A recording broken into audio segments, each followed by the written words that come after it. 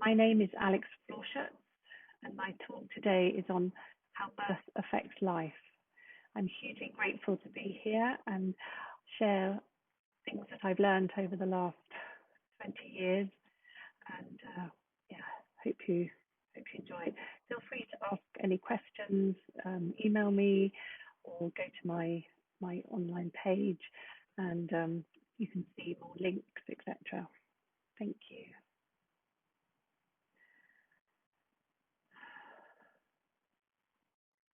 Every human being starts life inside a woman's body and enters the world, in most cases, through her genitals. I discuss how, through my personal story, where I contrast the beliefs and behaviours in the UK with those of the Balinese culture, I discovered a way of healing my trauma and reclaimed my body through a peaceful, pain-free home birth, which was very empowering. I comment on the way a woman's body is often controlled, violated, and disempowered during birth due to the reliance on a medical system that acts like a supreme being to be obeyed for fear of putting oneself and one's baby at risk. My question is, how can pregnancy and birth, a deeply instinctual experience, and part of nature spanning millions of years and an art with which we are rapidly losing touch, be trusted once again? How do we reconnect back to the ancient natural life cycles of the human being and translate them in a positive way to our time? I believe birth is a feminist issue. Women have the power to reclaim birth and what is done to their bodies. I have researched perinatal and birth psychology for over 20 years, worked with pregnant women, and created the Birthing a Better Future Art and Science exhibition, which brings together a host of leading-edge scientists and thought leaders and amazing artists. My message is that a new positive birth paradigm is desperately needed. In 1998, I was living in the beautiful island of Bali, where, in a nutshell, I met a handsome man, got married, and conceived my son. I loved Bali because it gave me the clear message that pregnancy, birth, motherhood, and the feminine was revered, and women are really supported by family and culture. The Balinese are much more in the flow and try to live a meaningful, balanced life because they sincerely believe that human beings come from the spiritual world. And when they die, they return to their ancestors to prepare to be reborn once again. It is the cycle of life, death, and rebirth. However, when I was 6 months pregnant, we moved back to the UK, where I gave birth. Here I was met with a very different picture: fear, danger, and a medical procedure for every eventuality.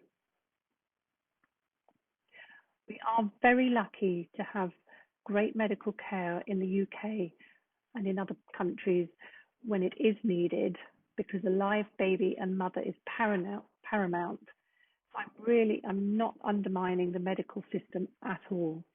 But I was never given the message that, as a woman, my body would know what to do, and I had to get into agreement with this powerful process alongside genuine holistic care from midwives.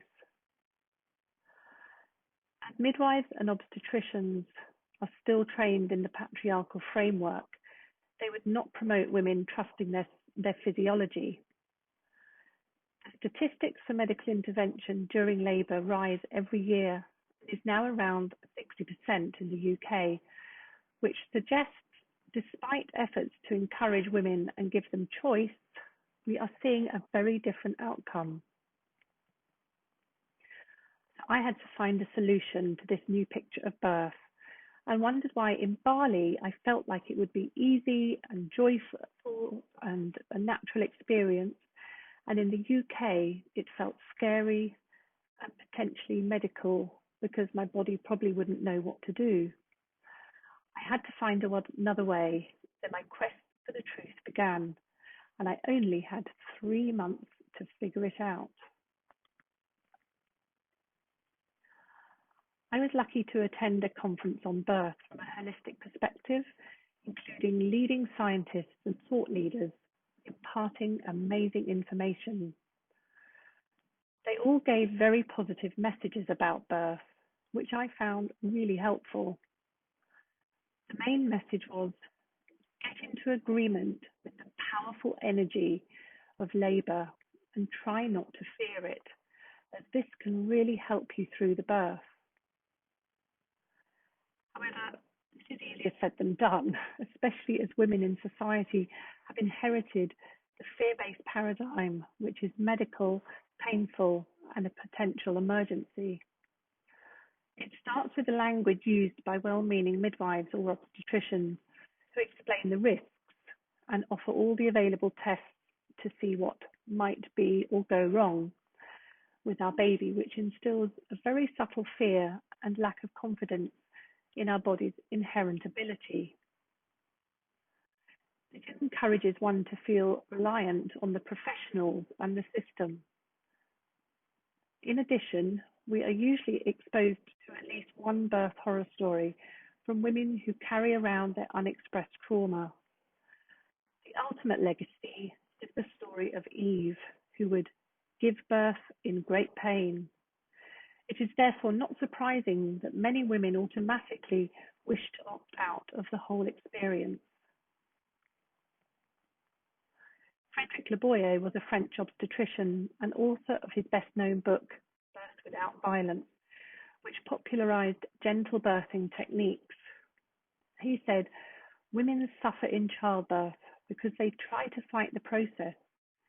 It is so powerful they are afraid and try to stop it, but it is too strong. This encouraged me to start my own journey by healing my newly emerged fears of birth and other childhood traumas, including my own birth experience. I created lots of art which helped unlock buried feelings, and it was fun.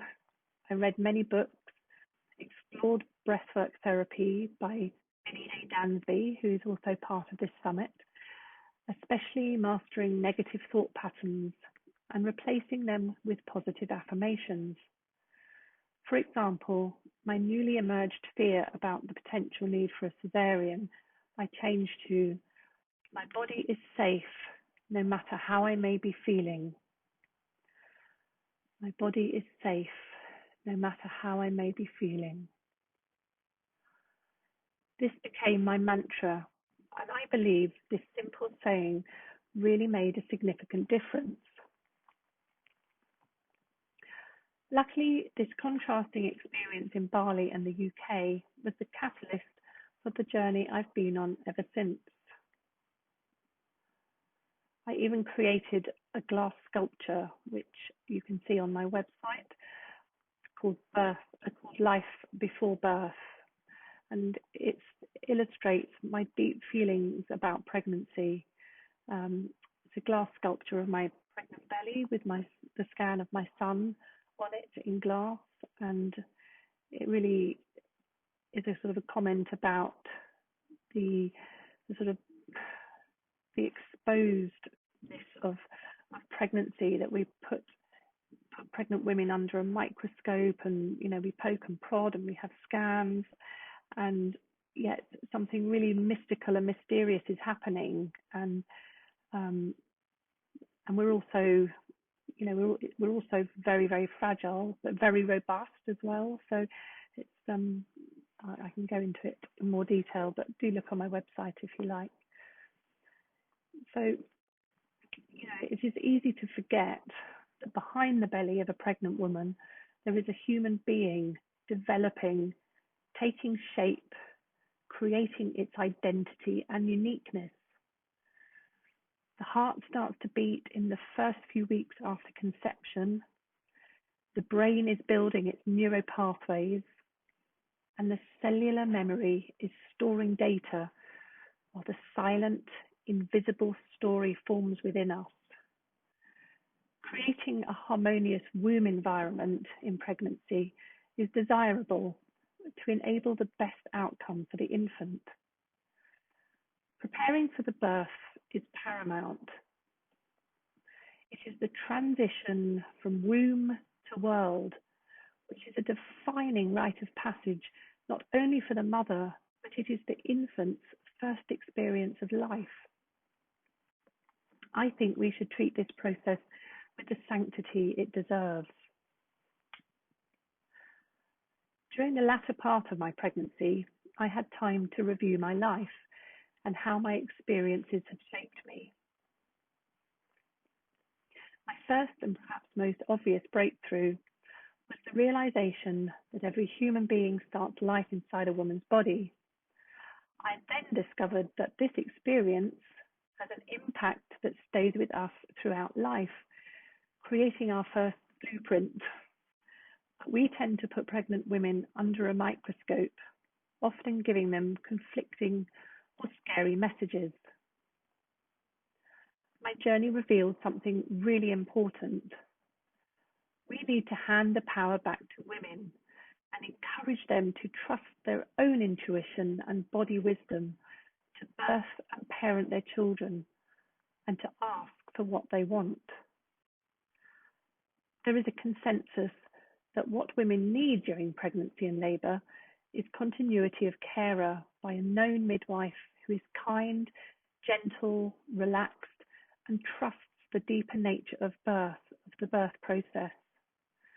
Our bodies are designed to give birth, as our hormones trigger a dance between our body and our baby, so we can co-create life together. There is no need for constant interference, but if for some reason a little extra help is needed, we have a competent medical system and technology close at hand.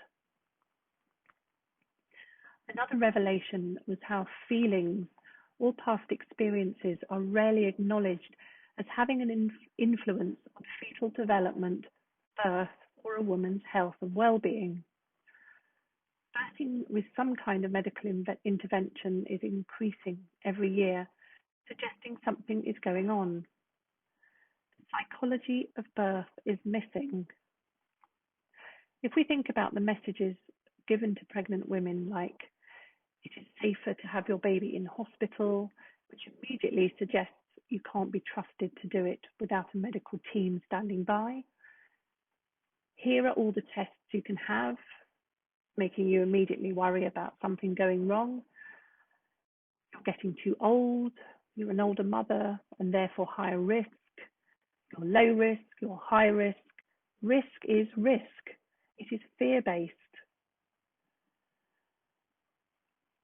My sister she gave birth about 5 months ago, and I was there during her journey from the beginning of her pregnancy and from the first visits to, the local midwives and kind of through her journey. And it was so interesting to listen to the language. It's all well-meaning. I'm not judging it per se, but it's just a system that has been set up to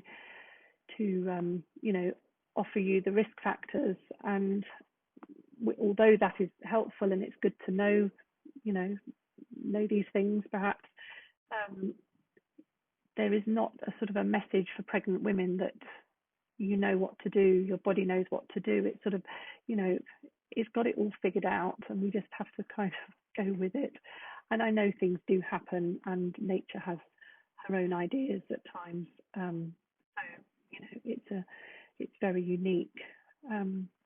That we don't honour the emotional and psychological experiences of women in their lives. For example, the impact of your environment and relationships during pregnancy. And sadly, domestic violence often starts or increases during pregnancy.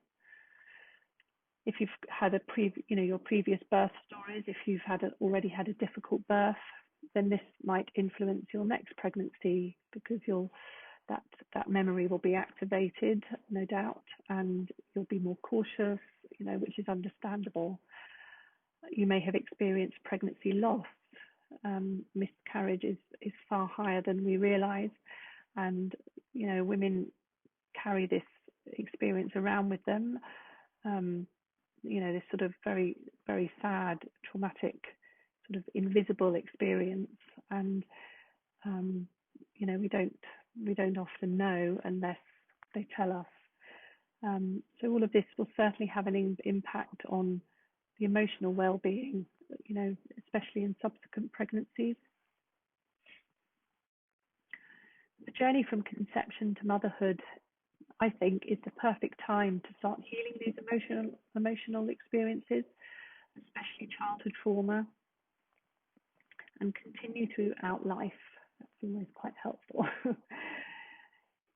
And I really think it's important that we increase easy access to free or affordable services that can support or reduce difficult life circumstances like domestic violence, malnutrition, family dysfunction, and poverty. Then you have the fear of giving birth, which is called tocophobia. It actually has its own name. And it's the number one fear during pregnancy, which is usually due to the fear of the pain, potential medical interventions, usually leading to unnecessary trauma, and the legacy women inherit around maternal and infant death. It is therefore not surprising that women want to do everything possible to keep themselves safe and their babies safe. And I believe birth trauma is one cause of postnatal depression, creating a domino effect of further problems such as difficulty in breastfeeding, poor attachment, and being happy. So if better models of care are provided, for example, assign the same two midwives from first visit to the postnatal period, be mindful of the language medical staff use, i.e., is it fear-based or empowering? Encourage women to trust their intuitive body wisdom and give them time and space with less interference, then I think we will see a very different outcome. Pregnancy and birth is a deeply instinctual experience, a part of nature spanning millions of years, an art with which we are rapidly losing touch. How do we reconnect back to the ancient natural life cycles of the human being and translate them in a positive way to our time? There needs to be adequate support for women to get back in touch with their intuitive side, which can be achieved by exploring their non-verbal and unconscious psyche. There are many different perspectives to each woman's life, her circumstances, and her past, so one can never generalize or portray a one-glove-fits-all picture. However, if we re-establish a relationship with our deeper selves, with nature, the spiritual or mystical, and not just the physical and medical side of pregnancy, then birth might be less stressful for the mother and baby. Perhaps it is about finding a balance between science, technology, intuition, and nature. As an artist and art psychotherapist, I make parallel comparisons between the creative expression of art and birth, art being the physical representation of our unconscious world, and birth providing the bridge between the invisible to the visible. This is why I feel art is a really compatible way to explore our pregnancy and heal any fears. I have been honoured to listen to thousands of birth stories, mostly painful experiences, told by women who carry this undigested experience around with them, waiting for it to be acknowledged. We also carry our own personal birth experience with us in our unconscious and cellular memory. So witnessing a woman's story in a safe, nurturing space that promotes the potential to heal is one way, I believe, we can regenerate the current paradigm. I also think fathers, mustn't leave out fathers because they're very important, partners. They need much more support as they have their own journey and experience, which is seldom validated. So finally, after 3 months of exploration, I got my head around the idea of a home birth and felt ready. This may not be for everyone, but for me, it felt right in the end. So on the 15th of January 2000, I gave birth to a beautiful 9-pound baby boy by candlelight in my living room without any pain relief, cutting, tearing, or trauma. It was nothing like it's portrayed in the movies or on TV, which made me feel like I had been lied to, or that I'd only been given sort of one side of the story, which is not how everyone gives birth. For many, it is slow, gentle, quiet, even pleasurable or orgasmic. We could further argue that if women haven't even seen or explored their vulvas and vaginas, and all products are geared towards sanitizing your down there, some of us can't even use the word vagina, not to mention the high numbers of women who have experienced sexual abuse, then how are we going to give birth with all its messiness and powerful energy? When it comes to the female genitalia, there are so many words for the different parts which can sometimes cause confusion. The word vagina is often misused because it refers specifically to an interior structure, whereas the vulva is the whole exterior genitalia. The vulva has many major and minor anatomical components, including the mons pubis, labia majora, labia minora, clitoris, bulb vestibule, vulval vestibule, greater and lesser vestibular glands, and the opening of the vagina. The vagina is like the bridge between the external vulva genitalia and the magical internal system of cervix, fallopian tubes, ovaries, and uterus. The clitoris, a little ball-like organ, is situated above the opening of the urethra and is purely designed for sexual pleasure. 8,000 nerve endings, just twice as many as the male penis, culminate in the clitoris, which is all connected to the vulva, the vagina, and the rest of the body. The clitoris, or pleasure central, allows orgasm without penetration.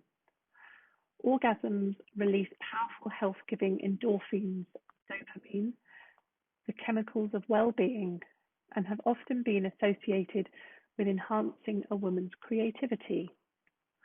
It is not surprising then that some cultures who wish to suppress female power and retain docile obedience surgically remove the clitoris, such as in FGM, female genital mutation. The female reproductive system and genitalia are the most impressive parts of being a woman, and yet they have been the most shamed, abused, and violated. Women have become sexualized objects where external features define a woman as good enough for the male gaze, and any natural bodily functions are suppressed or extensively sanitized. The vagina in particular is still seen as shameful, dirty, or looks wrong, and the expectation is that only a man can ignite its pleasure. Even language has encouraged negative connotations. Vagina is the general anatomical term, which suggests clinical detachment, Camphausen.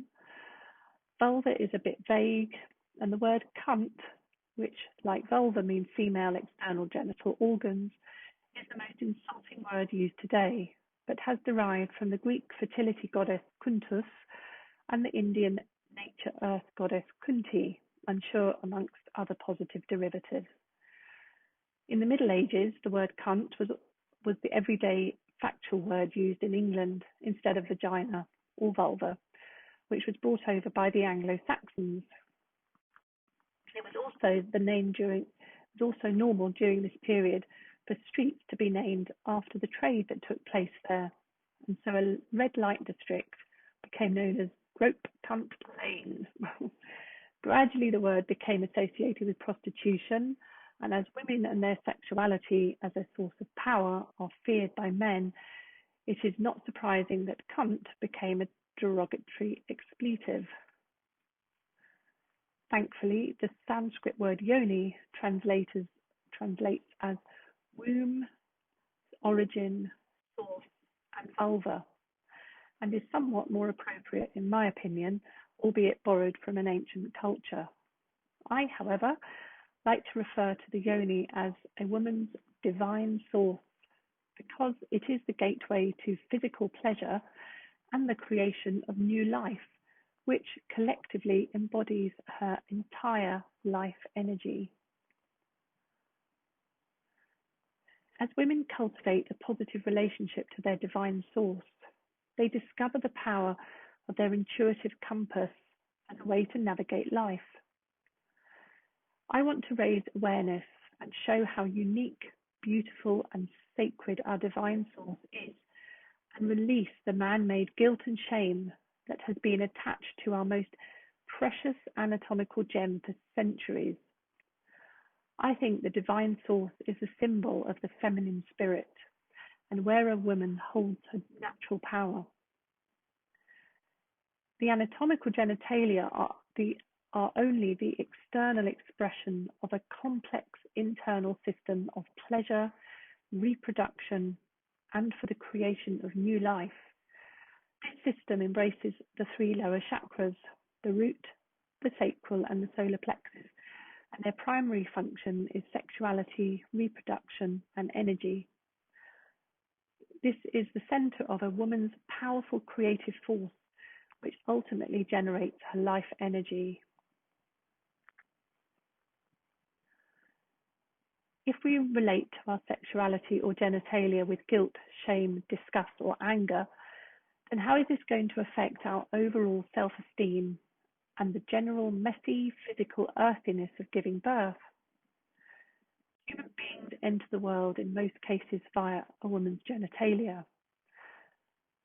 As more than half of all births require medical intervention, and many are very traumatic, I think this stresses the importance for a change in attitude to our genitalia and how we use our energy.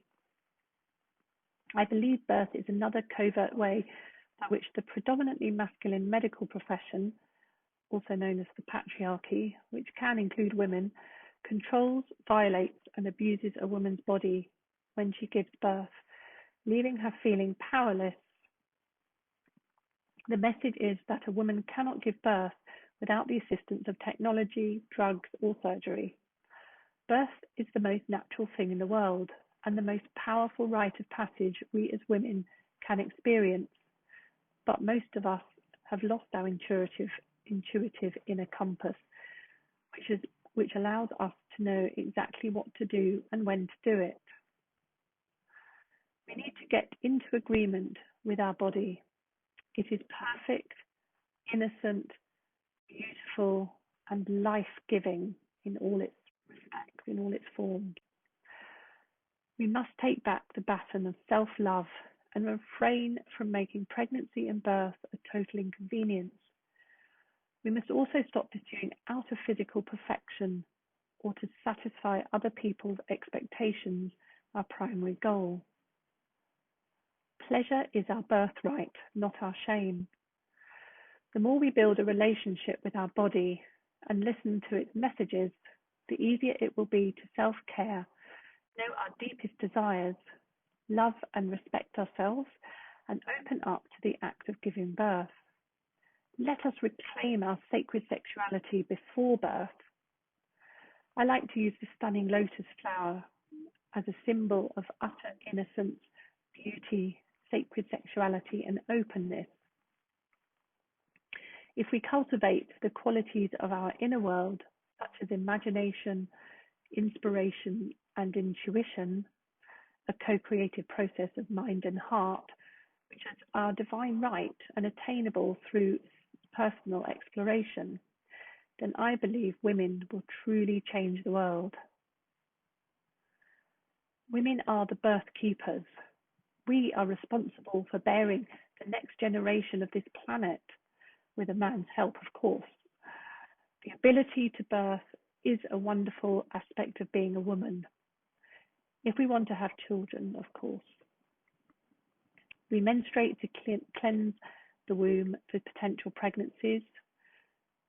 Pregnancy is often a rocky road for women, and birth is usually approached with a sense of resignation that it is going to be difficult. How can we give birth naturally, which is a real joy when this happens, when the medical profession still controls this event and postulate the message that birth should be in hospital under the direction of nurses and doctors? Once again, if we trust our body and have the integrated experience that our sexuality is normal, safe, sacred, and innocent, i.e. the opposite to guilt and shame, which is still present, then we could approach birth from a more positive perspective. One of the benefits of giving birth at home is that there is much less interference.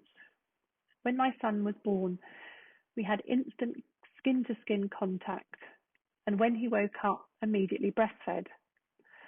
A secure attachment and bond was created from the first moment of life. There was no birth separation. If babies are immediately separated at birth, it is very traumatic, and the longer the separation, the deeper the imprint. A newborn can experience it as a terrifying event which creates the foundation of a pattern on the primary blueprint of our lives. This embodied yet unconscious memory can show up in relationships throughout life, causing a viscerally real fear of separation and other complications. The control of childbirth by medicalization has meant that the fear imposed on the woman in labor and birth is immediately followed in so many countries by the enforced separation of mother and baby. The authority demands expert checks, pediatricians, often male, be carried out rather than allowing mother and baby the essential bonding time, which is so important for well-being and relationship. This then enforces the very first external experience of the baby as loss and insecurity. I am convinced this gentle birth was all down to healing my fears and limiting beliefs in a creative, supportive, nurturing way, so I could deeply trust myself and my body, and birthing outside the system. I was able to surrender to the unknown process, the chaos, the powerful, full spectrum, energetic experience of birthing another human being. I breastfed for 2 years, co-slept, and had him in my room for quite some time. Never let him cry himself to sleep, allowed him to express his feelings, and gave him as much love and attention as he required. I provided a positive continuum from conception to the present day. Throughout my parenting journey, despite the usual ups and downs, I have tried to find pleasure in the often mundane parenting routines like washing up, cooking, cleaning, taxiing, and balanced with my fulfilling work. My son is now an adult and is truly an amazing young man who entered the world in a peaceful, gentle, loving way, and whatever experiences came thereafter, his first moments of life gave him the strong message that life is safe. He was very welcome and utterly loved, which makes my voice crack. I want all women to have this possibility, whether you give birth at home, hospital, or birthing unit. We have to change the current paradigm to integrate science technology with the holistic mind, body, spirit approach to bring about much needed balance. Women deserve to experience the power of birth and be supported and encouraged, not be traumatized by it. A more holistic, gentle, pleasurable approach to pregnancy and birth, with the right support from midwives and health visitors who are wise birth keepers, can gradually create global change. One could even go one step further and say that, in a wider context, by healing ourselves and gently birthing human beings without trauma, this will help heal the earth, because a gentle birth can create a gentle earth and a better future for humanity.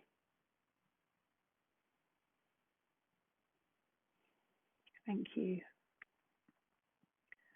I use the terms woman and women, mother, and related pronouns have been used throughout this talk.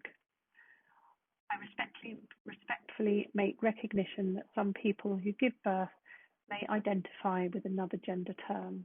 And feel free to email me or message me. Love to hear from you. Hopefully you've got some or had some food for thought, and I wish you a very beautiful day or evening and send you lots of love. All the best. Bye.